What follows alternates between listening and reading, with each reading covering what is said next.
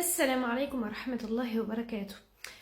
Alors, cette personne m'écrit: les savants, ha ha ha ha ha ha, Allah te guide ma sœur. Alors, premièrement, qu'Allah nous guide. Nous avons tous besoin de guider, nous sommes tous égarés en soi, donc qu'Allah nous guide. Ensuite, alors en fait, cette personne m'écrit ça sous un post que j'avais mis par rapport aux manifestations, comme quoi les savants interdisaient les manifestations.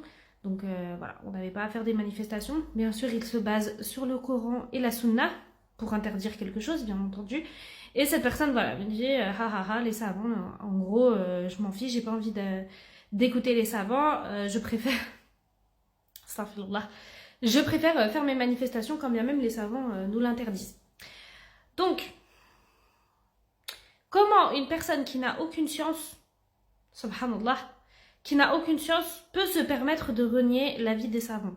Comment une personne qui ne connaît aucun contexte de révélation de n'importe quelle sourate du Coran, comment une personne qui n'a jamais fait d'études islamiques, qui ne connaît limite même pas un hadith par cœur, peut se permettre de prétendre mieux connaître l'islam que les savants? Les savants sont les héritiers des prophètes. Les savants nous apportent la connaissance. C'est grâce aux savants que nous pouvons apprendre notre religion. C'est grâce aux savants que nous savons ce qui est halal ou ce qui est haram.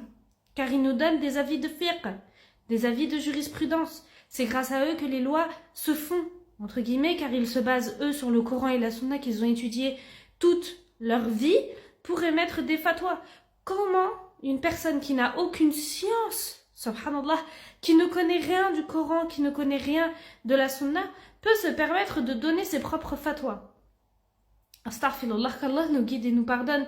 Vraiment, c'est très très grave de rendre l'illicite licite pour ses propres passions, sans même un verset du Coran, sans même un hadith pour étayer ses propos.